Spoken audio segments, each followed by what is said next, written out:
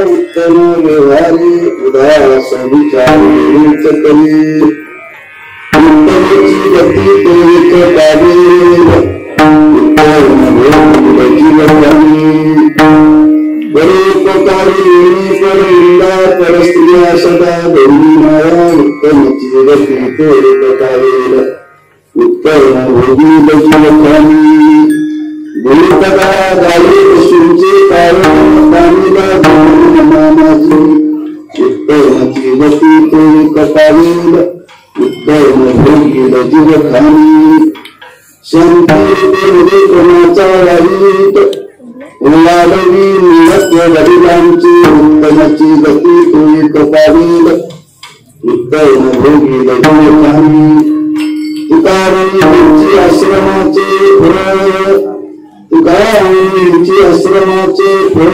परमवैराग्याचे उत्तमाची गती तू कपावेल उत्तम जीवकानी पांडुरंगा करू प्रथम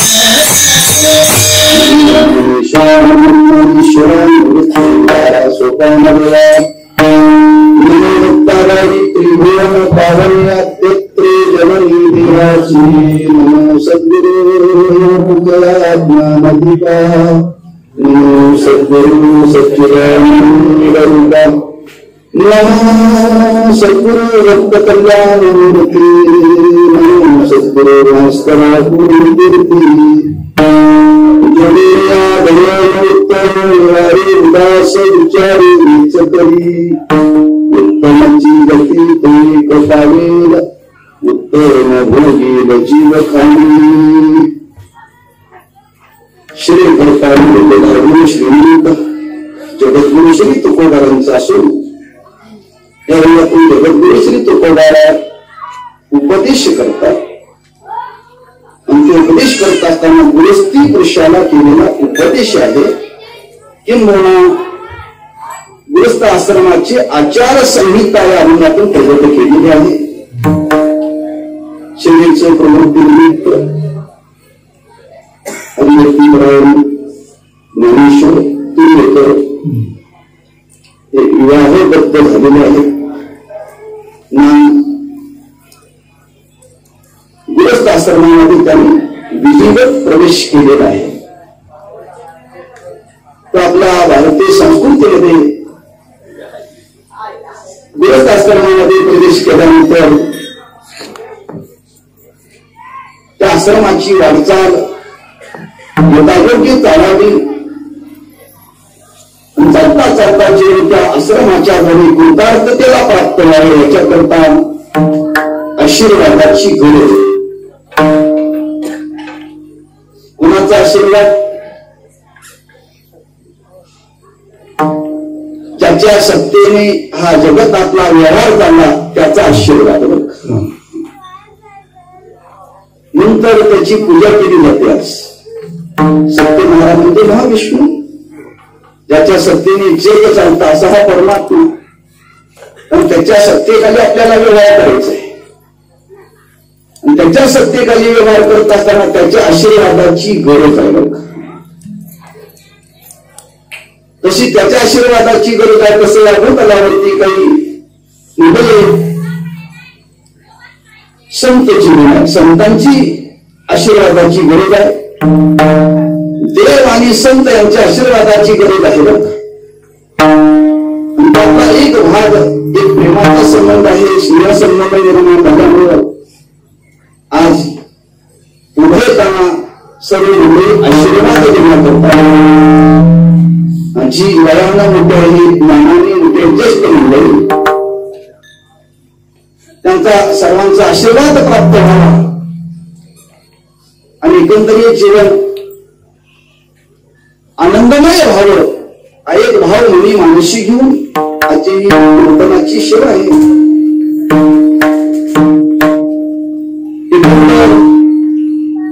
समाज जीवनाचा विचार केला तर समाज जीवनामध्ये संस्काराला गरज आहे, संस्काराची गरज आहे. आणि ज्या संस्काराची गरज आहे त्या संस्काराचं वर्णन करत असताना वेदांनी वर्णन केलेलं आहे. जवळजवळ 16 संस्कार सांगितलेले आहेत आणि त्या 16 संस्कारापैकी विवाह नावाचा संस्कार आणि त्या विवाह नावाच्या संस्कारामध्ये गर्भा आदान नावाचा संस्कार आहे. आणि तो संस्कार करावा लागतो. का करावा लागतो? त्याचं कारण आहे आपल्या जन्माला येणारी संतती ही सूर्याची सुप्रजा आहे आणि ती संस्कार संपन्न, सदाचार संपन्न संपत्ती निर्माण होण्याकरता वेदामध्ये गर्भा आदानाचा संस्कार सांगितला आहे. तो संस्कार आज करावा लागतो. कधी करावा लागतो? विवाह झाल्यानंतर दुसऱ्या दिवशी. विवाहाचा संस्कार आहे. विवाह नावाचा संस्कार हा ऋत्विज म्हणजे ब्राह्मण, देवता आणि अग्नी या तिघांच्या साक्षीने तो संस्कार केला जातो.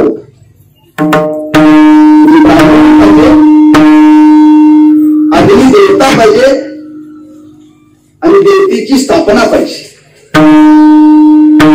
त्यांच्या साक्षीने हा संस्कार केला जातो. तो काल त्या पद्धतीने संस्कार संपन्न झालेला आहे. विवाह झाल्यानंतर दुसऱ्या दिवशी संस्कार केला जातो. गर्भाधान नावाचा संस्कार केला जातो. पण बहुत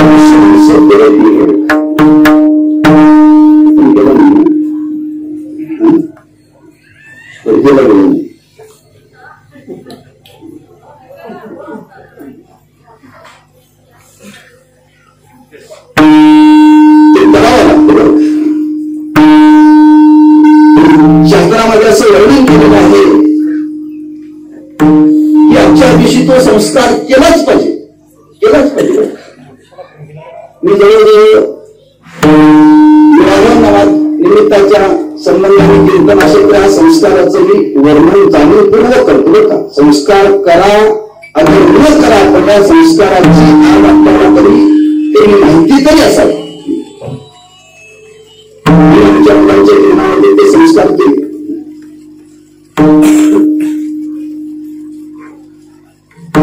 एकच विचार आहे. कुणी म्हणेल आज एक प्रगतशील युग आहे, प्रगतशील युगामध्ये ह्या संस्काराची गरज आहे का? सुप्रजा जन्माला यावी असं वाटत असेल तर या संस्काराची गरज आहे. गरज आहे, लक्षात ठेवा. आपण परमार्थ करतो परमार्थही वेदाला धरून आहे आणि प्रपंची सुद्धा वेदाला धरून आहे. मी निरीक्षण केलेलं चांगलं. परमार्थ करणारी माणसे बऱ्याच अंश वेदाला मानत नाही आणि प्रपंच करणारी माणसं वेदाला मानत नाही. ते दुर्भाग्य आहे. त्यातल्या त्यात कीर्तनकार मंडळी बरीच वेदाला मानत नाहीत. माहिती सांगतो बंडाचा करारकर बदली वेदाला मानत नाही. वेदाला ज्या नावावरांनी वेदाला मानला, ज्या तुकोबारांनी वेदाला मानलं, तुम्ही न मानणारे कोण? त्यांच्यापेक्षा वेगळे का?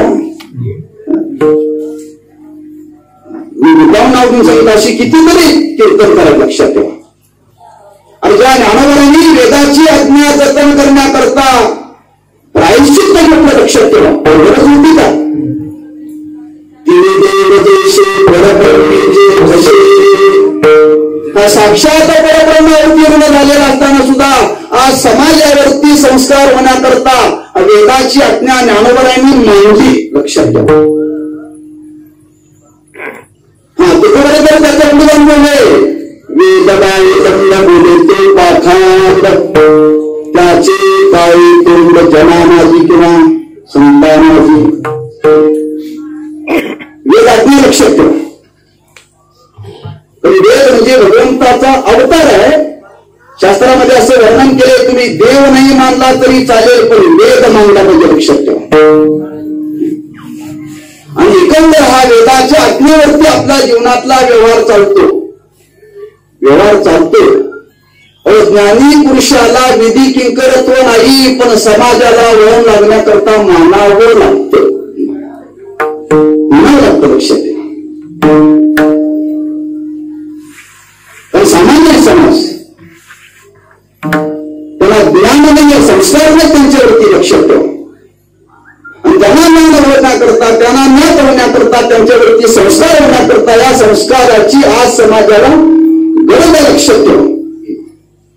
मृत्यू विधिवत गर्भाधान नावाचा संस्कार केला जातो.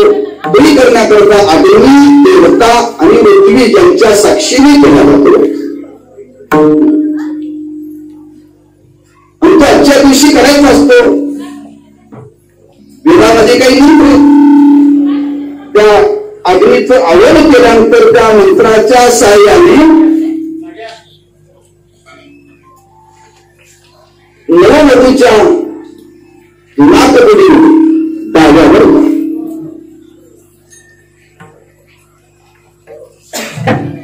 हराईचा रस सोडला जातो. ते हराई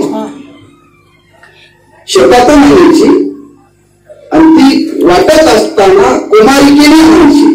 जी मुलगी वयात आलेली नाही तिने ती हराई तोडायची नाही, कुमारिका पाहिजे.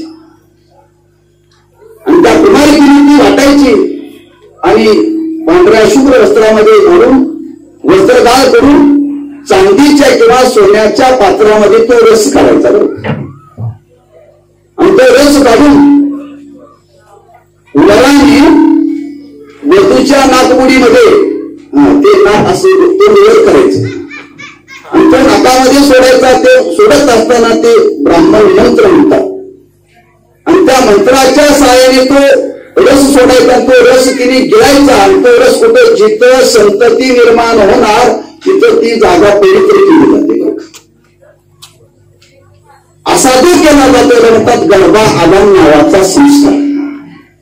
हा संस्कार केल्याशिवाय संग करायचा नाही. का जिथंही संतती जन्माला येणार ती जागा प्रथमतः पवित्र शुद्ध करावी लागते. आणि तो संस्कार आपल्या भारतीय संस्कृतीमध्ये विवाह झाल्यानंतर दुसऱ्या दिवशी केला जातो. कारण सांगण्याचं की संस्काराचं स्वरूप आपल्या ज्ञात असण्याची गरज आहे.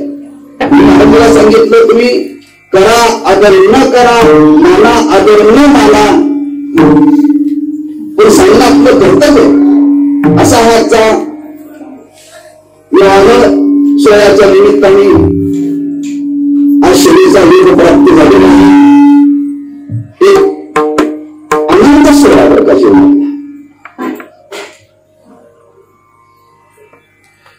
वास्तविक निरीक्षण केलं तर मनुष्याच्या जीवनामध्ये 3 सोया होतात. 3 सोयापैकी एकच सोया डोळ्याने पाहता येतो. जन्माचा सोहळा साजरा होतो पण त्याला काहीच कळत नाही. मरणाचा सोहळा होतो, जर पारमार्थिक संस्कार असतील तर त्याला कळेल, पारमार्थिक संस्कार नसतील तर त्यालाही मृत्यूचाही सोहळा करणार. पण लग्नाचा सोहळा मात्र हा भोगता येतो, भोगता येतो. मनुष्याच्या जीवनात फार मोठं वेगळं, फार मोठं वेगळं. काही माणसं जन्माला येऊन हा सोहळा साजरा करत नाही, साजरा करत नाही ना. ब्रह्मचारी या सोहळ्याचं वेगळं लक्ष ठेवा. ज्या ईश्वराने आम्हा तुम्हाला जन्माला घातलेला आहे, हा त्याच्या उपकारातून उतराई होण्याकरता विवाह करावा लागतो.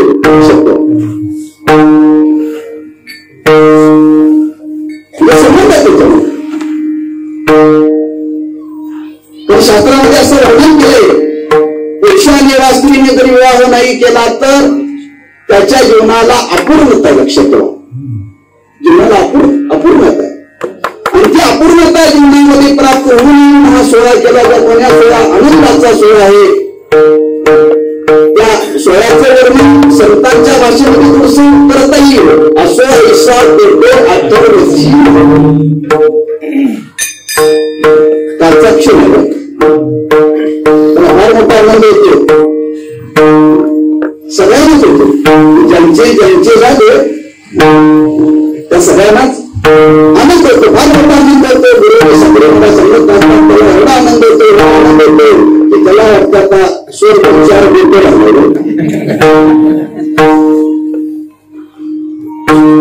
एवढा आनंद होतो.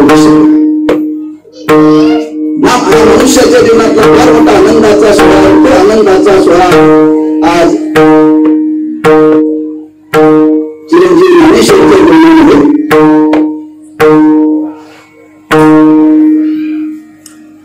सफल झाला.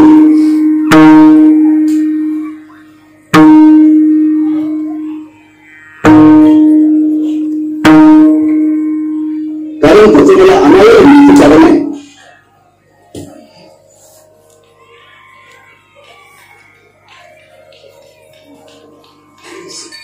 काही लोकांना जाण झाली असेल माझ्या गुरुची,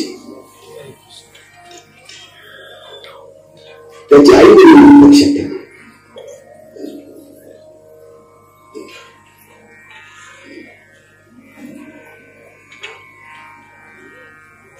एकच आहे पण हा सोळा पाणी काकाने त्याला सांभाळलेलं. काका त्याचे आज बाप आहे. मुलाचा हा सोहळा आई वडिलांनी पाहिला पाहिजे.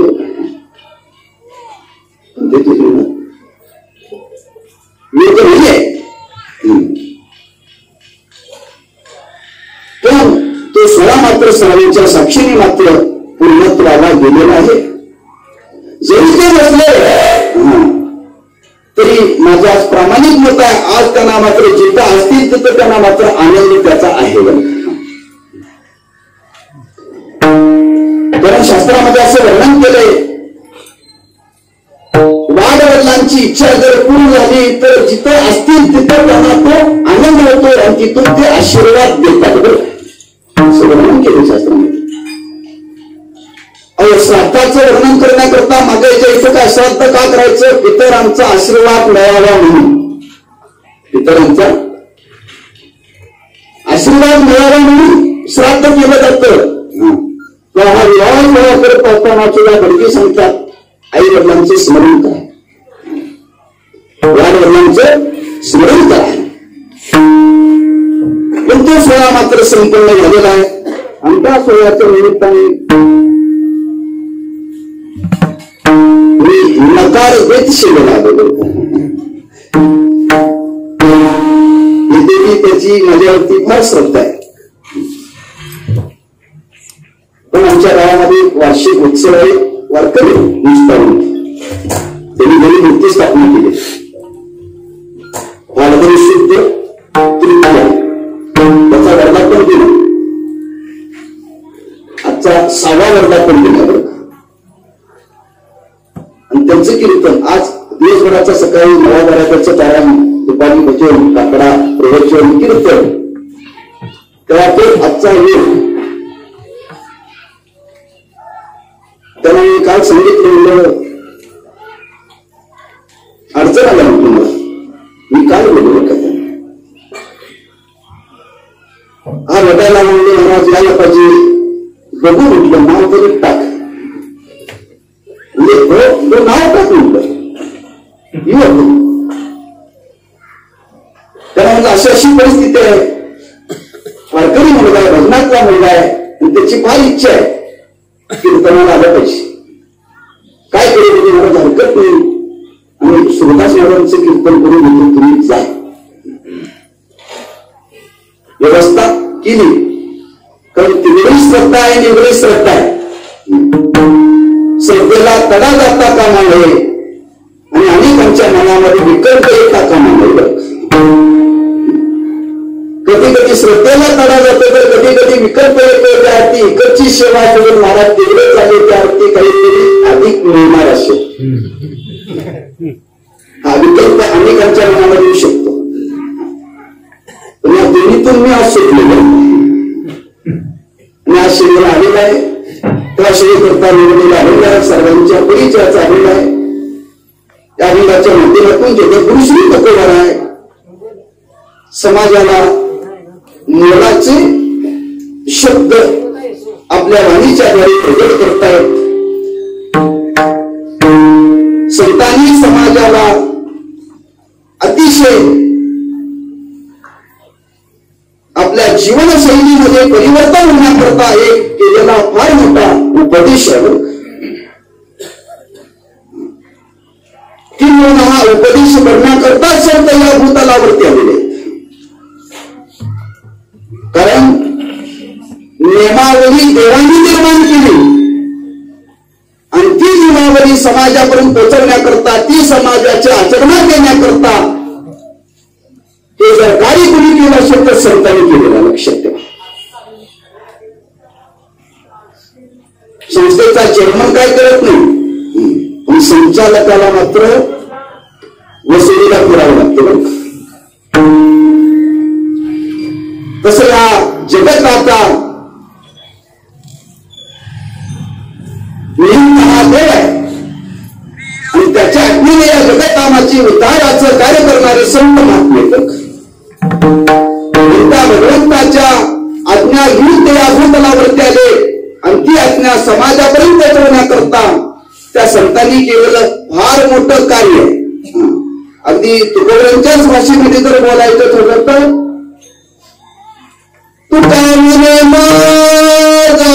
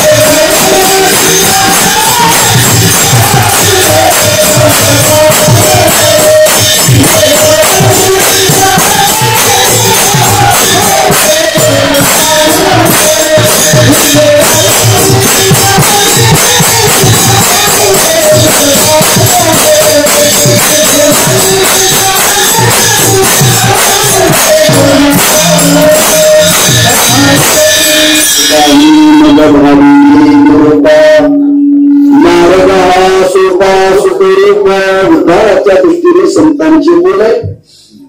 आपला संसार सुखाचा व्हावा हे संतांनी मार्गदर्शन समाजाला केलेलं आहे. भक्तीच्या माध्यमातून तर केलेलं आहेच, ज्ञानाच्या माध्यमातून तर केलेलं आहेच, पण आपल्या वाट्याला आलेलं कर्माच्या माध्यमातून सुद्धा समाजाला मार्गदर्शन केलेलं आहे. आपण जीवन जगत असताना आपल्या जगण्याची जीवनशैली कशी असावी, फार मोठं त्याला महात्म्य लक्षात ठेवलं पाहिजे. आणि जी जीवनशैली आज आमच्या तुमच्या करता सांगितली ती जीवनशैली आज आपण आचरणामध्ये आणलीच पाहिजे. ज्या जीवा करता ती जीवनशैली सांगितली त्या जीवाने ती जर आचरणामध्ये आणली तर त्याला माणूस म्हणावं, आणि ती जर त्यांनी आचरणामध्ये नाही आणली तर त्याला पशु म्हणावं. इथून म्हणून पशुपालता पुण्यजानती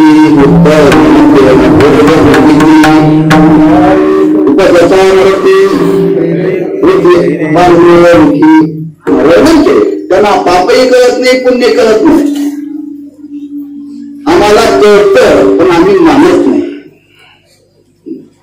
आम्हाला पापही कळतं, पुण्यही कळतं, मानत नाही. लक्षात ठेवा, पशुआधिकांना कळतच नाही. म्हणून त्यांच्या जीवनामध्ये संस्काराचा संबंध नाही, पण देवानी मात्र त्याची योजना केलेली आहे, फार मोठी योजना केलेली आहे. तुम्ही निरीक्षण करा. फक्त पशुच्या जीवनाचं जर निरीक्षण केलं ना, त्याला फक्त संतती कालामध्येच त्याच्या अंतकरणामध्ये काम झालं होतं. आम्हाला दिवसही कळत नाही, रात्र कळत नाही, अमावस्या कळत नाही, पौर्णिमा कळत नाही, एकादशी कळत नाही, पर्व काळ कळत नाही. हे कळत नाही म्हणून तर आम्हाला विधी सांगायला लागला. पशुला विधी सांगायची गरज नाही, त्याच्या अंतकरणामध्ये एवढी निर्माणच होत नाही. लक्षात ठेवा. मग कधी कधी म्हणावं लागतं माणसापेक्षा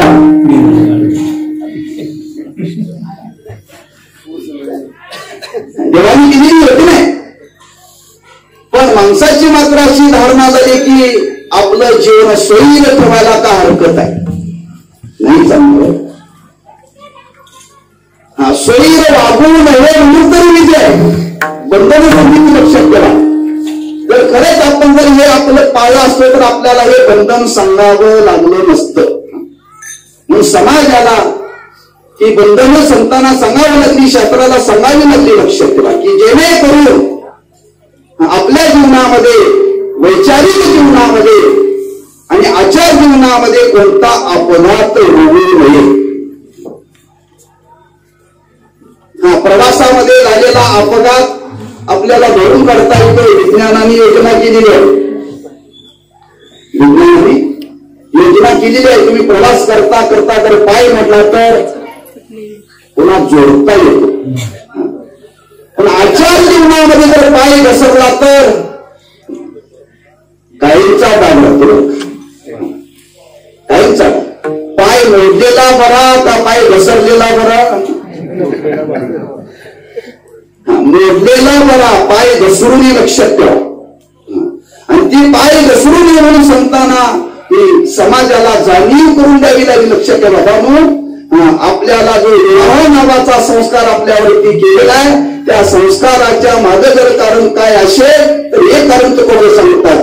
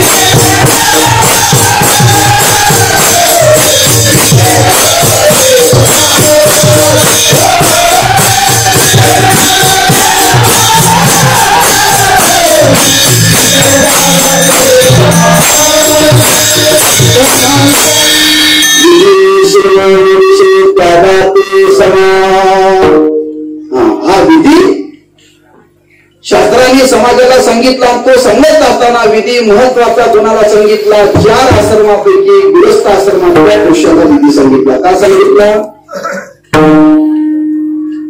एका आश्रमावरती 3 आश्रम जगतात बरं का.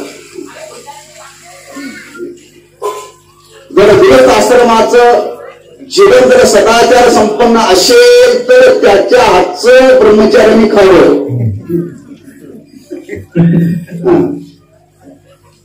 त्याचं जर जीवन जर सदाचार संपन्न असेल तर त्या घरातली भिक्षा सुद्धा खाऊ नये. म्हणजे जबाबदारी कोणावरती जास्त आहे? संन्यासाला आहे का वानप्रस्थाला आहे का ब्रह्मचार्याला आहे का गृहस्थाला आहे? गृहस्थाला फार लक्षात ठेवा. नुसती जबाबदारी नाही, शास्त्रामध्ये वर्णन केलंय त्या 3 आश्रमाला पोचण्याची जबाबदारी या गृहस्थ आश्रमाला आहे. म्हणून 4 आश्रमापैकी गृहस्थ आश्रमच श्रेष्ठ आहे. लक्षात ठेवा. त्याची श्रेष्ठता सांगितली आणि ती श्रेष्ठता जतन करण्याकरता संतांनी त्याचा स्वीकार केला. थोडंसं अवलंबन करा संत जीवनाचं. हा, बोटावर मोजण्यासारखे संत आहेत संन्यासी राहिले. आसक्ती आवडत नव्हती म्हणून स्वीकार केला नाही बरं, लक्षात ठेवा. हा, समाजाला वळण लावण्याकरता त्यांना काही गोष्टीचा स्वीकार करावा लागला. लक्षात ठेवा. आणि तो असा स्वीकार केला जे ब्रह्मचार्याला जमलं नाही, जे संन्यासाला जमलं नाही, जे वानप्रस्थाला जमलं नाही, ते गृहस्थ आश्रमामध्ये राहून त्या संतांनी या समाजामध्ये आदर्श निर्माण केला. लक्षात ठेवा. आणि त्यांनी असा आदर्श निर्माण केला. त्यांची अपेक्षा आहे समाजातला प्रत्येक गृहस्थ हा आदर्शच राहिला पाहिजे. आदर्शच राहिला पाहिजे. आणि तो आदर्श राहण्याकरता त्यांना वाटले आपण या लोकाला धन वाटण्यापेक्षा शब्दरूपी धन वाटावे. आणि लग्नाला येताना प्रत्येक जण काही होते, बाकी होते. त्या वधूवराला देण्याकरता धन दिले जात की त्याच्या या कार्याला उपयोगी पडावे. पण त्याच्या आयुष्यामध्ये गृहस्थ आश्रमाची वाटचाल योग्य करण्याकरता संतांनी आपल्या जीवनातले विचाररूपी धन जगाला वाटले. लक्षात ठेवा.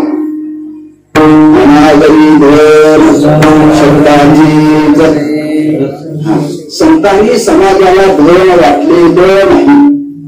जे धन वाटलं ते विचाररूपी आणि त्या विचाररूपी धनातून आपल्याला आपला संसार सुखाचा करायचा. लक्षात ठेवा. हा, नुसता धनाने संसार सुखाचा होणार नाही. आपला संसार सुखाचा व्हावा असं वाटत असेल तर संतांनी विचाररूपी दिलेलं धन ते आपण स्वीकारलं पाहिजे. आणि ते स्वीकारून त्या धनाच्या द्वारे आपण जीवन जगण्याचा प्रयत्न केला पाहिजे. आणि त्या धनाचा पहिला विचार तो काय आपण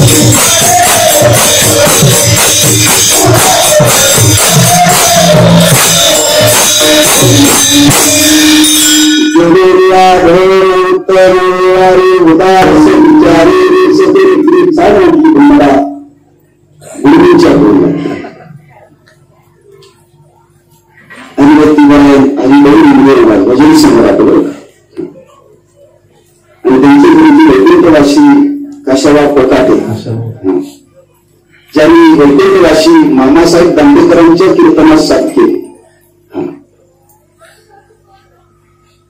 बापू वाढले पण बापूंच्या चाली बरेच आपल्या साखरेवांच्या कीर्तनाला मुंबईला कुठे कीर्तना क्षेत्र गुरु शिष्याची जोडली. बापू आणि हरिभाऊ त्यांची हरिभाऊंची ठरलेली चालणी किती तर त्यांच्या लोकांतून ऐकलेली आहे. माझ्या कीर्तनात त्यांनी नाशिकला येत नव्हती त्या चालीवरून त्यांची आठवण झाली. त्यांच्या समितीवर त्यांच्याकडे त्यांनी शिक्षण घेतलं.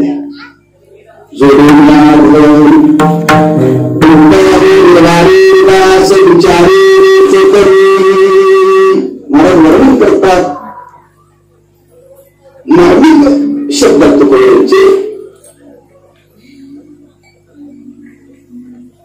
इतके मार्मिक आहे. त्या शब्दाप्रमाणे आज आपलं जीवन घडलं पाहिजे. घडावं नंतर त्यांनी सांगितलं नाही पण फार कठीण आहे बरं, अतिशय कठीण आहे की जोडून या शब्दाचा अर्थ की नीती धर्माला धरून धन जीवनामध्ये मिळवलं पाहिजे. धर्माला धरून जीवनामध्ये धन मिळवलं पाहिजे. का? हा धनावरती आपला एकंदर प्रपंच नाम हा संसार चालतो आणि ते कारण ब्रह्म आहे. ते चांगल्या मार्गाने आलं पाहिजे. चांगल्या मार्गाने मार्गाने आलं पाहिजे. चांगल्या मार्गाने जर ते धन आलं तर त्याच्या जीवनात चांगली वासना राहते. मनावरती अवलंबून लक्षात ठेवा. धनावरती अवलंबून तिथं महाराज म्हणले जाता जाता सांगतो माझ्या म्हणण्याचा विपरायच करू नका. कीर्तन करावे. कीर्तन केल्यानंतर एखाद्याने स्वइच्छेनं मानधन दिलं तरी घ्यावं, मागून घेऊ नये, हे सगळं ठीक आहे. पण जी माणसं 2 नंबरचे मिळवतात त्याच्याकडे कीर्तन करू. आणि जवळजवळ कीर्तन यांच्याकडे सगळ्यांची होतात अलीकडे. तेव्हा कीर्तनकारांच्या घरात समाधान नाही. कीर्तनकारांच्या घरात समाधान एका त्यांच्याकडे आलेले धन ते चांगल्यांचं नाही. आणि तुकोबाई वर्णन करतात चांगल्या मार्गाने लक्षात ठेवा. चांगल्या मार्गाने विधी त्याच्याकरता विधी सांगितलेला आहे. तो विधी आपल्याला जीवनामध्ये सांभाळता आला पाहिजे. सांभाळता आला पाहिजे. एकंदर आपल्या जीवनाची त्याच्यावरती इमारत अवलंबून आहे. आणि इमारत जरी अवलंबून असली तरी विधिवतच धन जीवनामध्ये मिळवलं पाहिजे. जरी संसारामध्ये धन कमी पडत असलं तर अन्याय मार्गाचा अंगीकार जीवनामध्ये करू नये. करू नये लक्षात ठेवा. काही जीवनामध्ये आपल्याला गोष्टी जर संसारामध्ये कमी पडल्या तर त्या सोन करा. पण मिळत नाही म्हणून अन्याय मार्गाने जीवनामध्ये त्याचा स्वीकार करून त्याचा उपभोग जीवनामध्ये घेऊ नका. कारण धनाशिवाय कुठलाही व्यवहार आपल्याला पूर्णत्वाला जात नाही. पूर्णत्वाला जात नसला तरी महाराज म्हणतात हा विधी आपल्याला जीवनामध्ये पाळावा लागेल. तुकोबांच्या जीवनातला प्रसंग आहे. छत्रपती राजे शिवाजी राजे महाराजांच्या जीवनामध्ये भेटले. त्यांनी तो नगरांना त्यांना दिला. महाराजांनी परत केला. प्रसंग निघून गेला. प्रसंग निघून गेल्यानंतर एक ग्रस्त तुकोबांना भेटायला गेले. आणि तुकोबांना भेटायला गेल्यानंतर विचारलं महाराज तुम्ही काय मागायला गेला नव्हता.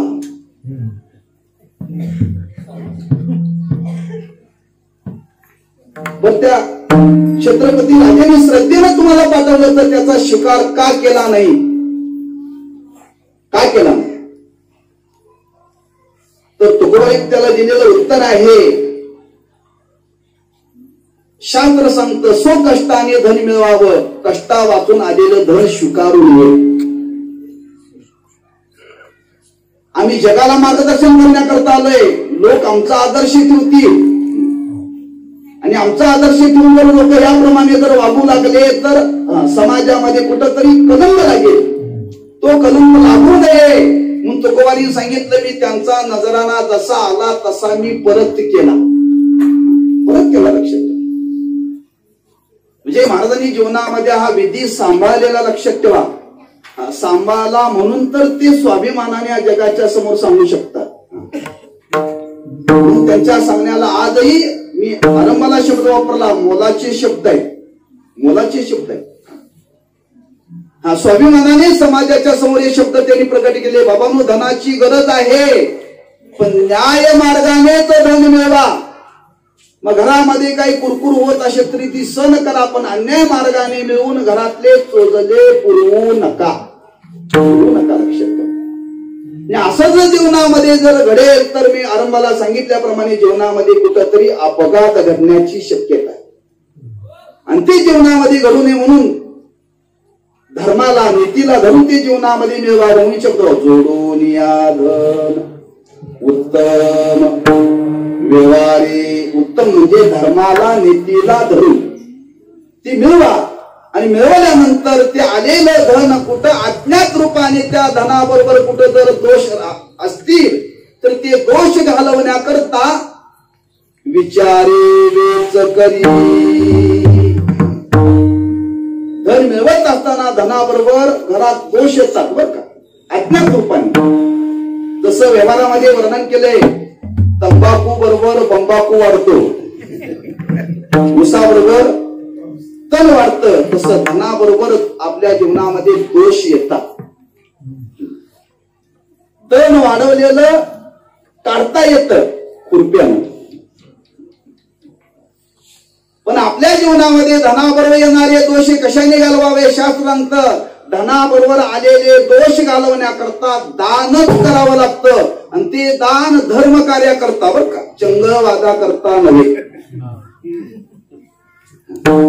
चंगळवादा करता जर धन तुम्ही दान केलं तर दोष जात नाही, धन शुद्ध होत नाही. लक्षात ठेवा, धन शुद्ध होण्याकरता ते सत्कार्याकरता दान करावं लागतं. लक्षात ठेवा. म्हणून शब्द वापरला, विचारे वीज करी. भटजीला दक्षिणा जास्त द्यावी का बँड वाल्याला जास्त द्यावी? काय माहिती, भटजी आमच्याकडे काय येत नाही, दक्षिणा जास्त देत म्हणून येत नाही. माणसं बँड वाल्याला पैसे जास्त देतात, वरातीला पैसे खर्च करतात, पण भटजी करता कोणी, विधी करता कोणी खर्च करत नाही. लक्षात ठेवा. म्हणून मी सांगता सांगता सांगून गेलं, विधी न करण्याचं कारण का? खर्च जास्त आहे म्हणून माणसं करत नाहीत. लक्षात ठेवा. सत्यनारायणाची पूजा करण्याकरता किती लागतात? कितीला पुढे मिळतो सत्यनारायणाचा?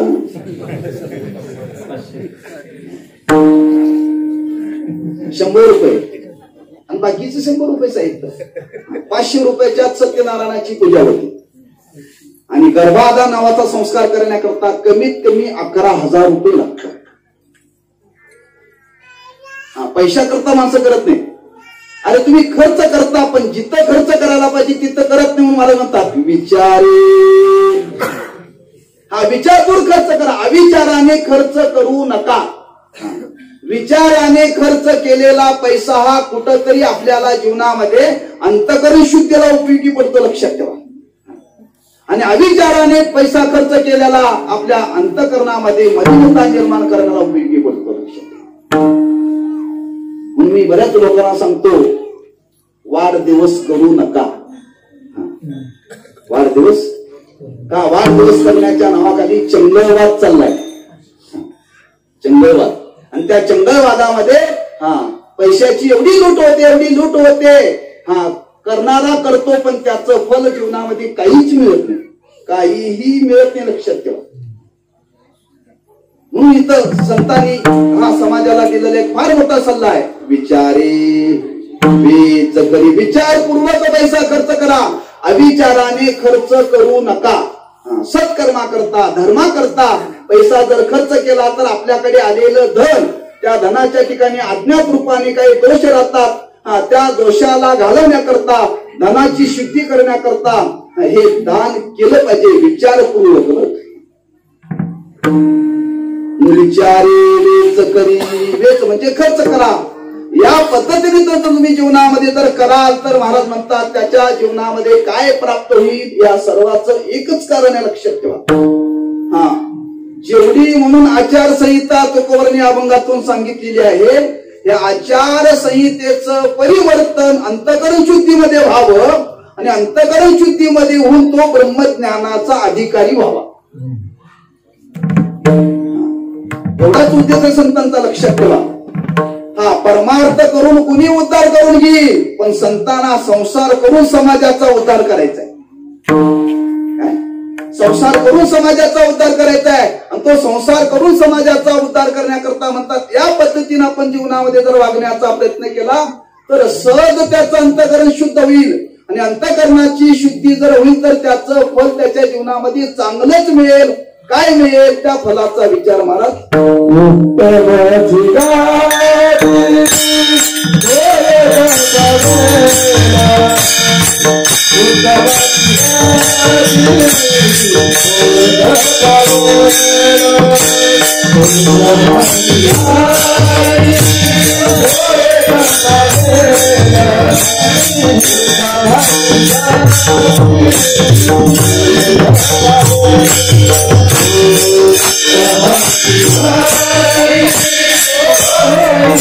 Hare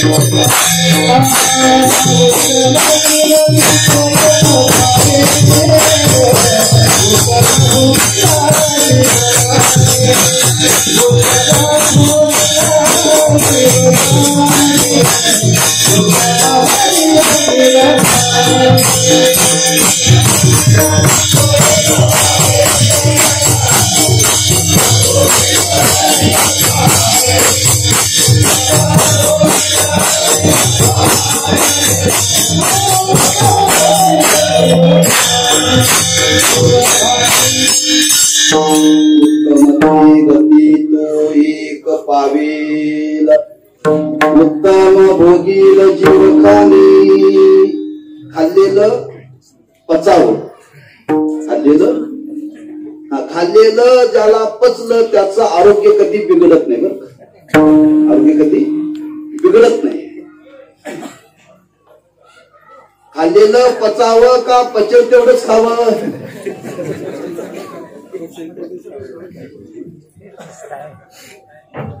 पचल तेवढंच. काही खाल्ल्यानंतर पचत का आपल्या योग्यतेप्रमाणे जे आपल्याला खाल्ल्यानंतर पचेल ते बघून खावं, त्यातच बारकाव आहे. मला सांगण्याचं कारण आहे, जसं खाल्ल्यानंतर पचल्यानंतर आरोग्य चांगलं राहतं, तसं आपल्या जीवनामध्ये जे करा म्हणून सांगितलं ते कर्म जर त्या पद्धतीने केलं तर त्या कर्मापासून मिळणारं फल हे चांगलंच मिळतं, चांगलंच मिळतं. बरं, नंतर तो कोण त्याच्याकरता शब्द वापरला, शुद्ध बीजा पोटी हरी रसाळ गोमटी. बीज शब्दाचा अर्थ आहे कर्म. त्याच्या अंतःकरणामध्ये निर्माण झालेला विचार हा शुद्ध पाहिजे. शुद्ध विचारातून शुद्ध जीवन घडतं, लक्षात ठेवा. आपण जे जीवनामध्ये कर्म करणार आहे ते विहित पाहिजे, निषिद्ध नकोय. आणि ते आपण जर विहित कर्म केलं तर त्याचं फल आहे उत्तमची गती तो एक पावेल, उत्तम भोगील शिवखानी. विस्तार त्याचा आपल्या समोर करायचं नाही. कुणी म्हणेल हे आता करायचं आणि भोगायचं पुढच्या जन्मात. कुणी सांगितलं आता करायचं आणि भोगायचं पुढच्या जन्मात? हो, कर्माचा संबंध आहे, पण शास्त्रांनी वर्णन केले पुढच्या जन्माची अपेक्षा ठेवू नका. याच जन्मामध्ये आपण केलेलं कर्म आपल्याला त्याचे अनुभव आजही येतात. तर दिवसभरामध्ये जर चांगलं कर्म केलं तर माणसाला रात्री चांगली झोप लागते. जर आपण दिवसभरामध्ये कर्म करत असताना जर चुकीचं कर्म केलं तर गोळी खाऊन सुद्धा झोप लागत नाही. कर्माचा संबंध लक्षात ठेवा, फार बारकाव आहे. आणि तो कर्माचा संबंध या जन्मामध्ये आपल्याला तो अनुभवाला येतो. लक्षात ठेवा.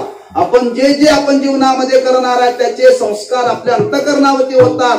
आपण ते करत असताना त्याला आपलं मन साक्षी आहे. श्रीमद भागवतामध्ये 5व्या स्कंदामध्ये विचार मांडलाय. आपण कर्म करत असताना साक्षी कोण कोण आहे. ही पंचमहाभूत साक्षी आहे, लक्षात ठेवा. आकाश साक्षी आहे, सूर्य साक्षी आहे, वायू साक्षी आहे, जल साक्षी आहे, पृथ्वी साक्षी आहे. याच्या साक्षीनं आपण कर्म करतोय. लोक मग ते कोण बघतोय.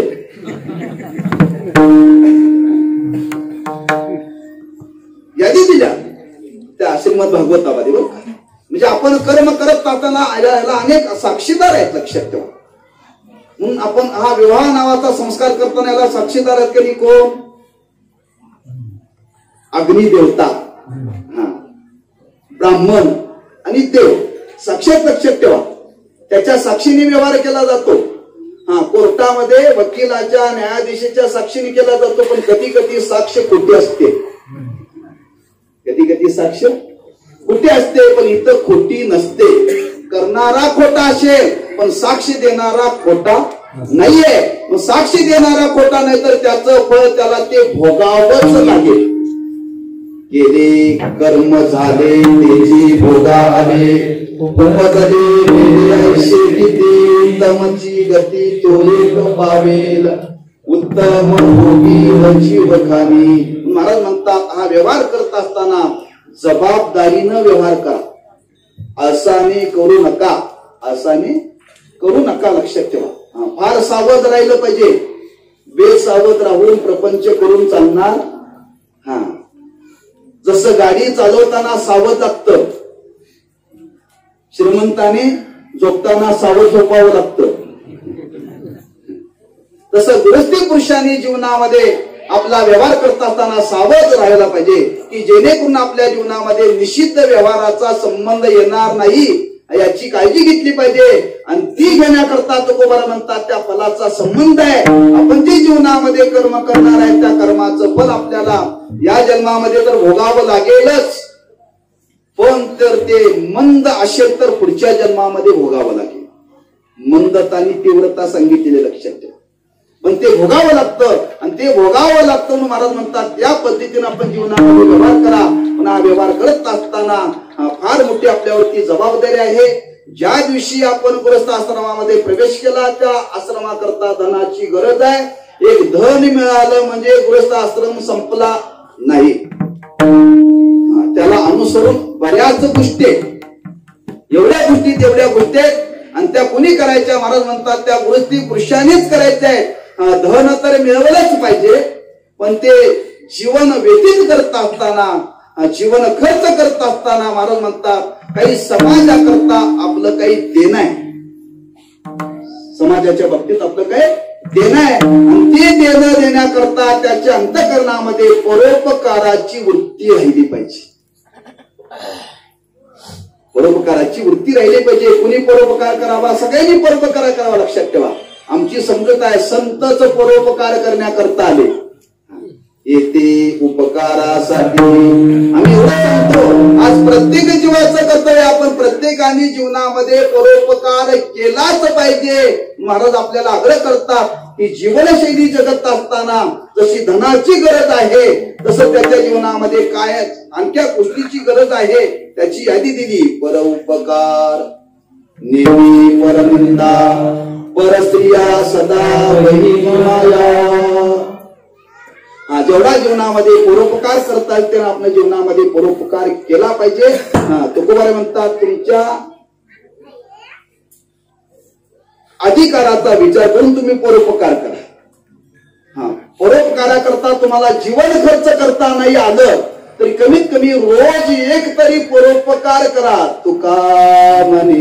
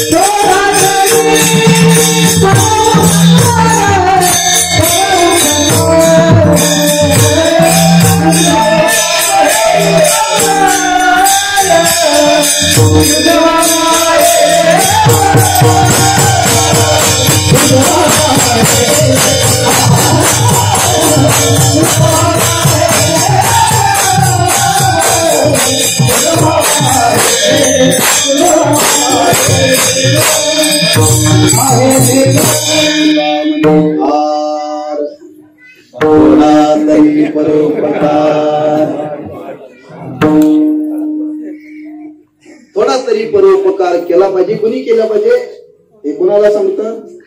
गृहस्थी पुरुषाला रोज एक तरी परोपकार केला पाहिजे. त्यांनी बरं का, परोपकार नेहमी परनिंदा, त्यांनी निंदा कोणाची करता कामा नये. कुणी म्हणेन आम्ही करत नाही पण शेजारी आमचे करतात, करू दे. पण आपण कोणाची निंदा करायची नाही. फार मोठी जबाबदारी लक्षात ठेवा. लोकांना वाटतं संसार करणं फार सोपं आहे. संसार करणं फार सोपा आहे. तुकोबारा म्हणतात त्याने परोपकार केला पाहिजे, कोणाची निंदा नाही केली पाहिजे आणि कोणाची निंदा पण ऐकली नाही पाहिजे. लक्षात ठेवा. नेहमी परनिंदा कुणी करो, परोपकारातून अंतःकरणाची शुद्धीच आहे आणि निंदा करण्याने अशुद्धी आहे. महाराजांनी वर्णन केले, सुमनवानी शुद्धमती अरिंदकू अनन्य गती गौमयी दया प्रतीचा वैद्य सुखे. ज्ञानाचा अधिकारी संगत असताना कोण? अनिंदक गुरु. आम्ही तुम्ही ज्ञानाचे अधिकारी होण्याकरता हा सगळा खटाटोप आहे. हा संसार करून आपल्याला मोक्ष मिळवायचा, संसार करून मोक्ष मिळवायचा आहे, माड्या बांधायच्या नाही. त्याच्याकरता आपल्याला हे बंधन पाहावं लागेल. नेहमी परनिंदा परस्त्रिया सदा बहिणी माया. ज्या दिवशी आपला हा गृहस्थ आश्रमामध्ये प्रवेश केल्यानंतर त्याच्या दृष्टीतला बदल झाला पाहिजे. दृष्टीतला बदल झाला पाहिजे. दृष्टीतला बदल झाला म्हणजे काय हो? आता आपला विवाह झालेला आहे, आपल्याला शास्त्राने बंधन दिलेलं आहे की आता इथून पुढे वागत असताना समाजामध्ये कोणीही परस्त्री जर भेटली, ती वयाने लहान असेल तर बहीण या भावनेनं तिच्याकडे पहा आणि वयाने मोठे असेल तर आई या भावनेने पहा. परस्त्री सदा बहिणी माया. फार मोठी जबाबदारी लक्षात ठेवा. हा विवाह केल्यानंतर परस्त्रीला पाहिल्यानंतर त्या पुरुषाच्या अंतःकरणामध्ये विकार निर्माण होता कामा नये. हा विकार जर निर्माण झाला की समजावं आपल्या संसाराला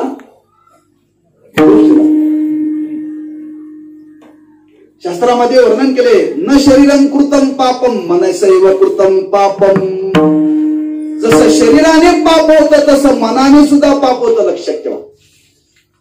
नुसतं चिंतन केलं माहिती आहे पुढे.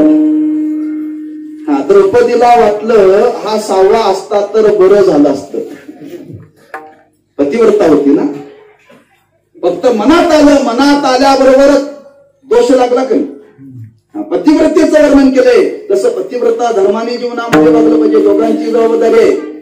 पुरुषाने परस्त्रीला पाहिल्यानंतर आई बहिणी या भावनेनं पाहिलं पाहिजे आणि स्त्रीनं समाजाकडे वावरत असताना भाऊ आणि वडील या भावनेनं पाहिलं पाहिजे. लक्षात घ्या. परस्त्री सदा बहिणी माया ही फार मोठी आपल्यावरती जबाबदारी आहे. या पद्धतीनं आपण जीवनामध्ये वागलं पाहिजे. एवढं वागलं म्हणजे झालं नाही. महाराज म्हणतात त्याच्या पुढे जबाबदारी आहे. भूत दया गाई पशूंचे पालन तानेला जीवन वना माझी. भूत मात्रावरती दया करायला शिकलं पाहिजे. दयाद्र अंतकरण पाहिजे. आपल्या अंतकरणामध्ये हिंसा होता कामा नये. हिंसा होता कामा नये. पण काही परिस्थिती अशी आहे आपल्या भागात. एका वारकऱ्याच्या मुलाचं लग्न होतं. नाव सांगत मी तुम्हाला माहिती आहे. मुलाचं लग्न ठरलं. लग्न ठरल्यानंतर तो मुलगा म्हणला, बाबा 4 पायाचं बळी द्यावं लागतं तर लग्न करता येतं. बाप म्हटला द्यायचं नाही. मुलगा म्हटला ते दिल्याशिवाय मी लग्न करणार नाही.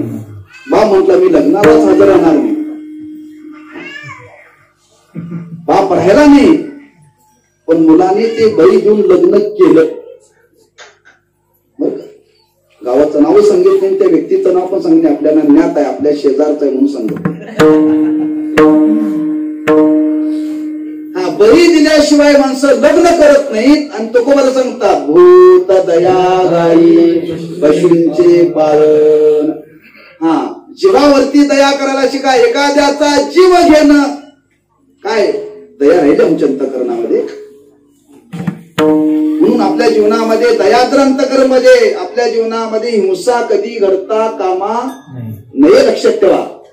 भूतमात्रावरती मुखाप्राणे लक्षात ठेवा. 29 नरकाचं वर्णन आलंय श्रीमद भागवतामध्ये. किती? 29 नरक आहे 4थ्या स्कंदामध्ये. डास मारलं तर कोणत्या नरकाला जातो वर्णन केलंय. काल वाचलं, आतावर वाचलं नव्हतं. ढिकून मारलं तर कोणत्या नरकाला जातो याची नोंद लक्षात ठेवा. अवघडच आहे. ढिकून मारायचं नाही, डास मारायचं नाही, पिसा मारायचं नाही, लक्षात ठेवा. 29 नरकाचं वर्णन केले. कोणत्या नरकाला? डास मारला, ढिकून मारताना माणूस नरकाला जातो. आमची समजूत आहे 4 पायाचं मारल्यानंतरच जातोय. मी तुम्हाला त्याची यादी देईन कधीतरी. तुम्हाला सांगायचं आहे दयाग्रंथ कर्म म्हणजे लक्षात ठेवा. हिंसा आपल्या जीवनामध्ये घडता कामा नये. भूत दया गायी त्या पशुवरती त्या गायीची आपण रोज पूजा केली पाहिजे. गायीची म्हणजे देशी गायीची. जर्शीला गाय म्हणत नाहीत, नाही लग्न माणसं म्हणतात. ती पाळूच नये. पण लोक म्हणतात मला त्याच्याशिवाय पोट चालत. काल गेलो बोलेवाडीला, सोमवार होता. म्हणजे फराळ करत नाही, दूध आणून दिलं एवढा मोठा गलास भरून. मला नेहमी विचारायची सवय, मी विचारलंच नाही. गट दूध दिला आणि अर्धा गलास झाल्यानंतर विचारलं कशात आहे, म्हणजे जर्शी गाईचं. मी त्यांना सांगितलं मला तर दोष लागला, पण तुम्हालाही दोष लागला मला दिल्याबद्दल. जर्शी गाईचं दूध पिऊन येते, दूध नाही ती गायच नाही हो, लक्षात ठेवा. अहो अभिषेकाला ते दूध चालत नाही देवाच्या, लक्षात ठेवा. पाण्याचा अभिषेक केलेला बरा, पण जर्शी गायच्या दुधाचा करू नये, लक्षात ठेवा. हे पाळू नये. म्हस पाळी तर चालते का? ह्या अलीकडच्या युगातले संकरित बीज आहे. पूर्वापाराचं नाही, लक्षात ठेवा. म्हशीचं वर्णन द्वापार युगामध्ये सुद्धा आहे का नाही? त्रेतायुगामध्ये सुद्धा आहे. पण जर्शी गायचं वर्णन फक्त कलियुगातच आहे. त्या पाळू नये. भूत दया गायी पशुची पाळण. ती गाय पाळावी, रोज त्याला घास गहू घालावा, त्याचं वर्णन केले शास्त्रामध्ये. तानेल्या जीवन वनामध्ये अनेकांना पाणी पाजावं, अन्नदान करावं, शास्त्रामध्ये विधी सांगितलं. आपल्या घरी एकही अतिथी आल्यानंतर त्याचा अनादर होता कामा नये. कुठल्या वर्णाचा आहे, कोणत्या जातीचा आहे, आलेल्या आंधळ्या पांगळ्याला विचारायचं नाही, त्याचा अनादर होता कामा नये. यथाशक्ती तुम्ही त्याला द्या आणि त्याचं पाठवा, पण तो परत जाता कामा नये. मग कमीत कमी आपल्या जीवनामध्ये पाणी द्या. म्हणून आपल्याकडे पद्धत आहे, कोणी आपल्याकडे आलं तर त्याला पाणी दिलं जातं. म्हणजे पहिल्यांदा पाणी आणि त्याच्याबरोबर गुळ. गुळ पाणी त्याच परिवसा गुळवणी, त्या गुळवणीमध्ये आली पावडर, त्याचं परिवसनाचं चहा. असंच ना. गुळाचं पाणी हो, पण पूर्वी गुळ आणि पाणी दिलं जातं. हा आदर आलेला व्यक्तीचा बरं का. पूर्वीच्या काळामध्ये चहा नव्हता. पूर्वीच्या काळामध्ये चहा नव्हता. कोणीही अतिथी आला की त्याला गुळ पाणी द्यायचं. एकही अतिथी विन्मुख होता कामा नये. हे गृहस्थी पुरुषाचं कर्तव्य आहे. आपल्या दारातून तो कोणी परत जाता कामा नये म्हणून तर महाराज वर्णन करतात. तानेल्या जीवन वना माझे. आणखी त्याच्या पुढे सांगतात गृहस्थ आश्रम वाटचाल करत असताना महाराज म्हणतात त्या गृहस्थी पुरुषाच्या अंतःकरणामध्ये तितिक्षा पाहिजे. तितिक्षा पाहिजे. अधिकाराचं वर्णन करताना साधकाच्या बाबतीत वर्णन केले, तितिक्षा पाहिजे. पण तुकोबाराय म्हणतात संसार करणाऱ्याच्या अंतःकरणामध्ये तितिक्षा पाहिजे. शांती वाईट चालवी, महत्व वडिलांचे, फार सहनशीलता पाहिजे बरं का, लक्षात ठेवा. म्हणून आमचे गुरुबंधू सांगत असतात संसार करत असताना संसारी लोकांचा माता शांत पाहिजे. माता शांत पाहिजे. एखादी गोष्ट विरुद्ध घडली तर माणसं तापतात, भडकतात. तापू नये बरं का. सहनशीलता नसेल तर तिथेही जीवनामध्ये काहीतरी अपराध घडतात, लक्षात ठेवा. तो अपराध संसारिक लोकांच्या जीवनामध्ये घडता कामा नये. दोघांचं भांडण आयुष्यामध्ये झालं हे शेजाऱ्याला सुद्धा कळू नये.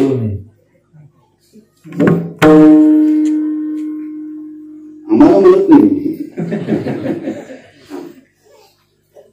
आपल्या दोघांमध्ये झालेला वाद शेजाऱ्याच्या घरामध्ये सुद्धा जाऊन याचा अर्थ काय? घरामध्ये शांतता पाहिजे, तितिक्षा पाहिजे. ती तितिक्षा त्यांनी जीवनामध्ये स्वीकारली पाहिजे. शांती रूपी कोणाचं वाईट चिंतन त्याने केलं पाहिजे. आणि महाराज म्हणतात वाढवी महत्व वडिलांचे, वाढ वडिलांचा आपण अनादर होता कामा नये, त्यांचं महत्व आपण जीवनामध्ये जाणलं पाहिजे. आपल्या जीवनामध्ये काय फार करता नाही आलं तरी वाढ वडिलांनी केलेलं जीवनातून गमवू नये. वाढवी महत्व वडिलाचे. आणि या पद्धतीने आपण जर जीवनामध्ये जर वागण्याचा प्रयत्न केला तर तुकोबाला म्हणतात त्या संसाराचं फल आहे. तुका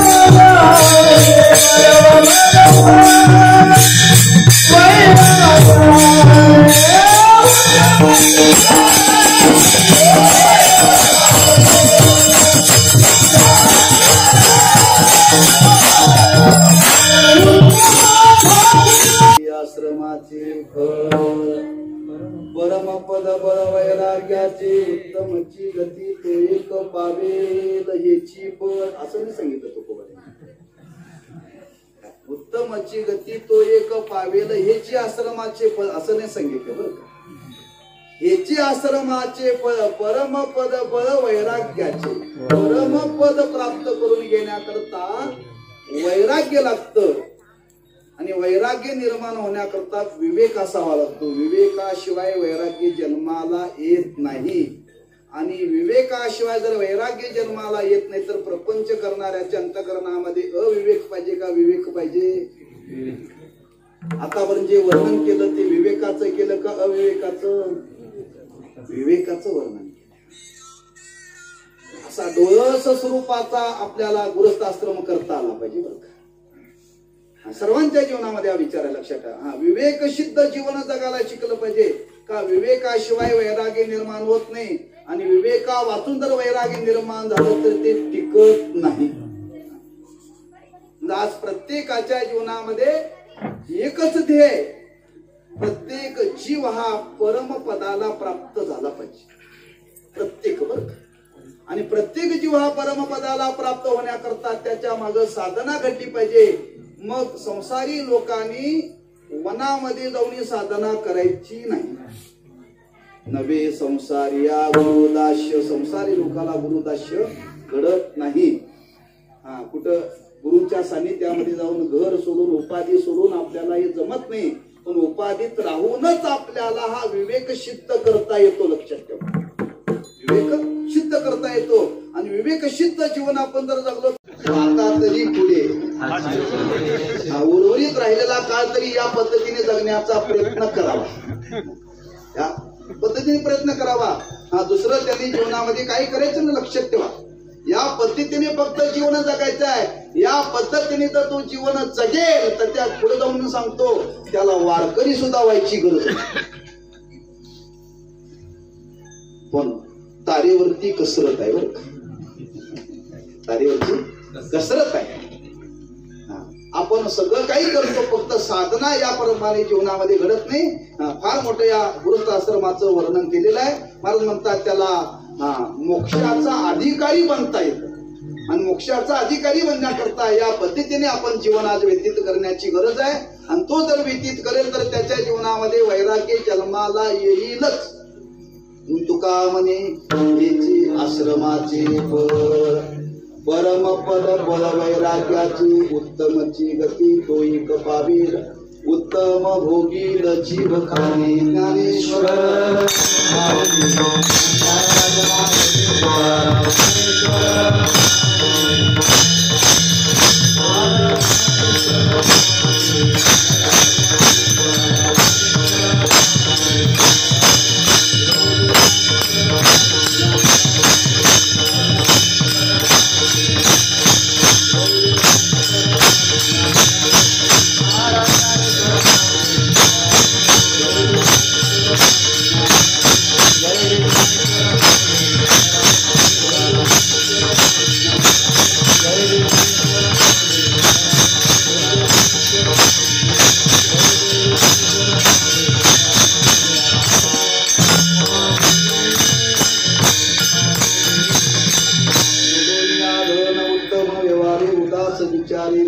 उत्तमची गती तोही कवावील उत्तम भोगील जीवकामी परोपकारी नेने परनिंदा पर स्त्रिया सदा बहिणी माया भूत दया गाई पशूचे पालन तांदिल्या जीवननामाची शांती रूपे नवी कोणाचा वाईट वाढवी मत वडिलांची तुका म्हणे हेची आश्रमाचे परम पद पर वैराग्याचे उत्तम गती तोही पावेल उत्तम भोगील जीव खाली याची मर्यादा लक्षात घेऊन काहीचा विचार आपल्या समोर.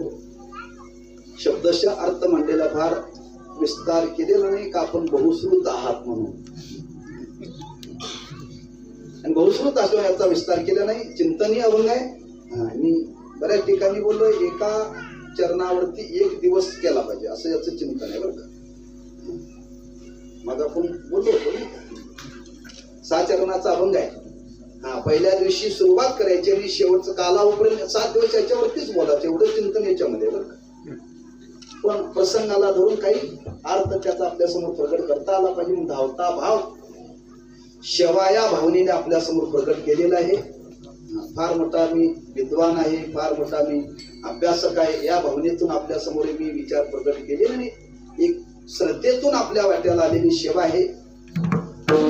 ती सेवा भावनेतून आपण प्रकट केलेली आहे.